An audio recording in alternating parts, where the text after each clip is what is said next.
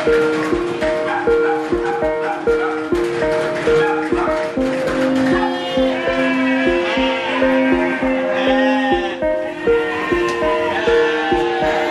lagi masuk ke cerita tentang penyediaan sembako untuk duafa itu tadi ya. Jadi kebutuhan kita untuk duafa itu 30 juta sebulan begitu. Jadi kalau kita ngitung-ngitung ya, kalau misalnya kita punya breedingan 300 ekor, kemudian 1 tahun kita 1 kali bahannya aja ya, soalnya sudah tercukupi itu kebutuhan untuk sembako yang jumlahnya 360 juta.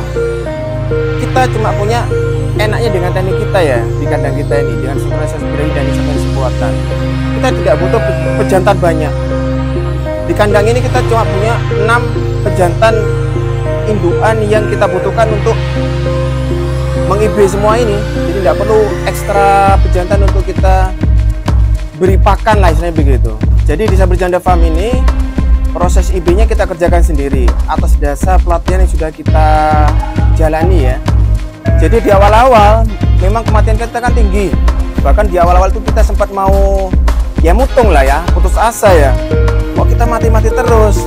Tapi akhirnya kita pada prinsip kembali lagi, kita ikhtiar untuk kemanusiaan. Mungkin Allah kepingin mentraining singkat ya kita di awal, di training singkat ditunjukkan tentang serba penyakit yang tidak enak dan serba yang kemungkinan terjadi itu di awal-awal, yang selalu beranggapan bahwa orang keren itu dari kantoran. Anda salah. Assalamualaikum warahmatullahi wabarakatuh. Saya Dr. Yusdani Lana Sakti. Saya kebetulan dokter penyakit dalam. Ini kita sekarang ada di Sabar Janda Farm yang ada di Desa Locare, Kecamatan Curadami, Bondowoso. Sabar Janda Farm ini kira-kira sudah 1,5 tahun kita berjalan. Jadi sebetulnya kita kan sebelum beternak ini kan kita ada komunitas sosial namanya Sabar Janda, satuan berbagi rasa dengan janda dan duafa begitu. Jadi waktu itu kita fokusnya ngantarkan sembako tiap minggu kita ke pelosok di daerah Bondowoso ini. Karena mendekati COVID ini donasi sulit ya, jadi kita berinisiatif untuk memulai start sumber pendanaan mandiri begitu, salah satunya dengan cara pembuatan peternakan ini. Jadi dari hasil peternakan Sabar Janda Farm ini sebagian memang kita arahkan ya keuntungannya untuk pembelian beras yang kita distribusikan kepada fakir miskin begitu.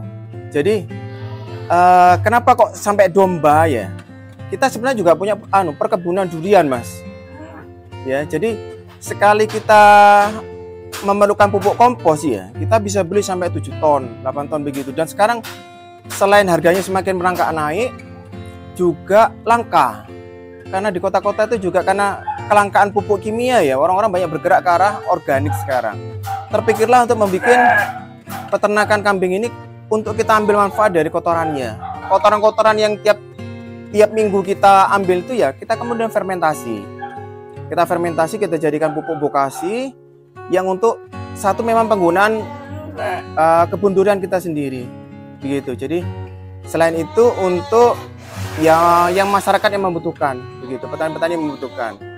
Jadi kita di Sabar Janda Farm ini kan memang fokusnya pada breeding. Kita sekarang sekitar ada 250 ekor ya, dan ada memang sudah beberapa yang sudah generasi pertama yang sudah berhasil kita breedingkan ya, mungkin ada 15 ekor di kandang sebelah itu, dan kedepannya memang kita fokus ke sana. Cuma kalau ada momen-momen khusus seperti Idul Adha, kita ikut ambil bagian di sana untuk penjualan hewan peternak. Jadi di Sabar Janda Farm ini kotoran-kotoran yang sudah terkumpul ya, dikumpulkan di penampungan sana, kemudian kita berikan probiotik, kita ukur kadar airnya, kemudian kita tutup secara kedap ya, kita peram ya, kita peram selama minimal 2 minggu. Jadi setelah itu baru kita bisa manfaatkan. Awal memulai kalau tidak salah dulu itu kita ada 20 ekor ya. Jadi 20 ekor itu ya dari kecil kita ya, induknya kita besarkan, kemudian karena jadi kita punya target 300 ekor sebetulnya indukan mas. Untuk apa? Kembali lagi masuk ke cerita tentang penyediaan sembako untuk duafa itu tadi ya. Jadi kebutuhan kita untuk duafa itu 30 juta sebulan. Begitu. Jadi kalau kita ngitung-ngitung ya, kalau seandainya kita punya breedingan 300 ekor, kemudian 1 tahun kita 1 kali beranak aja ya, insya Allah sudah tercukupi itu kebutuhan untuk sembako yang jumlahnya 360 juta setahun. Karena kita minim ilmu, minim pengalaman, bahkan 0 pengalaman ya. Kita waktu di awal itu total yang hampir mati ya, yang mati itu sekitar 25 ekoran. Ya, jadi kita nambah mati-mati. Ya kembung, mencret, macam-macam semua penyakitnya dikeluarkan saat itu juga. Kencing batu ada kita ketemu di sini. Jadi semua tipe penyakit itu di awal itu seperti keluar semua begitu. Kita belajar cepat, beradaptasi cepat, dan akhirnya mengikuti kondisi saat itu. Pakan, kita awalnya pakai hijauan murni waktu itu. Kita coba beli konsentrat jadi, ternyata tidak suka ternak, tidak mau ternak. Terus juga beli kosnya mahal. Ya padahal itu sudah dipilih yang paling murah ternaknya itu. Akhirnya kita putar otak, kita sharing-sharing ya dengan sesama peternak ya. Kita mulai konsep buat bank pakan. Kita tanam indigo vera, pakcong, odot, king grass juga. Kemudian juga kita ikuti pelatihan-pelatihan. Anak-anak kandangnya kita berangkatkan untuk pelatihan pembuatan pakan, inseminasi buatan, kayak begitu. Menurut saya pelatihan itu berbayar, pasti berbayar. Tapi itu adalah kos yang kita keluarkan atas ilmu yang kita dapatkan. Begitu. Bisa saja memang gratis, tapi ada juga yang berbayar. Jadi kalau berbayar itu kan lebih formal istilahnya kan. Jadi banyak yang lebih bisa kita dapatkan digali ilmunya dari sana. Ya, satu yang terpenting ya, kalau menurut saya kalau ikut pelatihan-pelatihan itu kita ketemu sesama peternak. Jadi bisa sharing pengalaman. Kedua, kita punya mentor, guru yang jauh lebih pengalaman, ada dokter hewan, macam-macam. Dari sana kita bisa minta kekurangan kita apa. Selama ini kita pakai ini hasilnya kurang bagus atau bagaimana, minta sarannya begitu. Dan yang ketiga akhirnya diberikan saran cara pembuatan pakan yang mendekati ideal. Jadi ini kandang utama yang pertama kali kita buat ini. Ini sekitar 26 kali 6 meter. 26 kali 6 meter ini. Ini sekitar populasinya 200-an. Ini saya memang memilih pakai beton ya.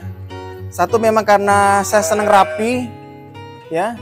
Saya tidak suka perawatan yang terlalu sering berkala ya. Kalau pakai yang bahan-bahan yang lain kan sering maintenance begitu.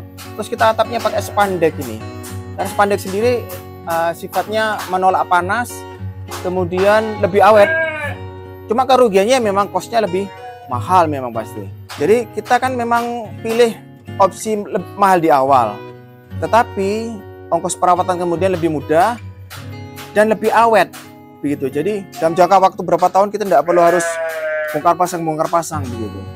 Jadi saya di sini pakai teknologi sinkronisasi birahi yang lanjut dengan inseminasi buatan. Jadi gini, sinkronisasi birahi itu ya proses mensinkronkan birahinya ternak. Kalau biasanya kan kita ternak birahi, kita lihat tanda-tandanya baru kita ambilkan pejantan untuk dikawinkan. Tapi kalau di sini domba itu kita birahikan. Jadi kita yang membuat birahi dengan cara pakai intervensi hormonal memang. Begitu. Jadi begitu dia birahi serentak taruhlah 20 ekor ya. Selanjutnya kita tinggal inseminasi buatan pada satu waktu. Jadi efisien dan efektif. Kalau dengan sinkronisasi birahi itu dia awal birahinya bersamaan ya. Kemudian inseminasinya pada bersamaan juga. Saat kelahiran pasti mendekati waktu yang bersamaan. Begitu. Jadi bisa aja nanti dalam waktu 2 minggu dia beruntun lahiran 20 ekor bisa begitu. Pejantan-pejantannya kita ada merino, ada texel, ada dorper. Kalau yang betinanya bisa crossingan ya, silangan. Ada garut ini. Begitu ya. Jadi kita cuma punya enaknya dengan teknik kita ya di kandang kita ini dengan sinkronisasi birahi dan inseminasi buatan. Kita tidak butuh pejantan banyak. Di kandang ini kita cuma punya 6 pejantan indukan yang kita butuhkan untuk meng-IB semua ini. Jadi tidak perlu ekstra pejantan untuk kita beri pakan lah istilahnya begitu. Jadi di Saber Janda Farm ini proses IB-nya kita kerjakan sendiri atas dasar pelatihan yang sudah kita jalani ya. Jadi ya anak-anak kandang ini sudah pintar-pintar semua, sudah bisa melakukan sendiri. Dari teknik dari awal pemasangan spon progesteron, penyuntikan hormonal, kemudian pelaksanaan IB itu kita kerjakan sendiri. Kalau kita mengejar produktivitas, efisiensi semuanya, kita harus manfaatkan teknologi. Itu yang membuat kita berbeda nanti. Jadi kita bisa percepatan mesin produksi ternaknya itu ya. Mesin jadi bisa bisa perputarannya bisa cepat. Jadi tidak tunggu-tungguan. Satu kandang kayak gini ya. Ini DB semua sudah ini. Ya, jadi 20 ekor nanti di lahiran selesai. Kemudian setelah sapi IB lagi. Jadi tanpa henti dia. Eksperimen pertama kita dengan Garut. Dan ini luar biasa Garut ini ternyata. Ya. Awalnya kita sempat skeptis kita. Kenapa? Ada omongan memang kalau ya kan tidak ada telinganya Garut ini. Tidak digemari lah karena gitu. Ternyata begitu kita silangkan dengan Texel, genetik bapaknya membawa kuping keluar. Jadi anaknya kupingnya keluar semua. Dan anaknya 2, 3, rata-rata banyak. Begitu. Ada juga yang crossingan dari ya, Texel. Begitu. Kemudian ada yang Merino, Dombos juga kita sempat beli dari Wonosobo waktu itu. Pakannya kita berikan 3 kali. Ya, pagi hari kita kasih konsentrat. Ya, kemudian siang jam 2 kita kasih hijauan dengan malam jam 8 jam 9 itu kita kasih hijauan juga gitu. Jadi kita berikan pakannya itu 7% dari berat badannya dia, 3%-nya itu kita berikan jatah pagi berupa konsentrat, kemudian yang 2% siang, 2%-nya di malam hari. Jadi kita yang standby di sini kita ada 3 orang anak kandang begitu.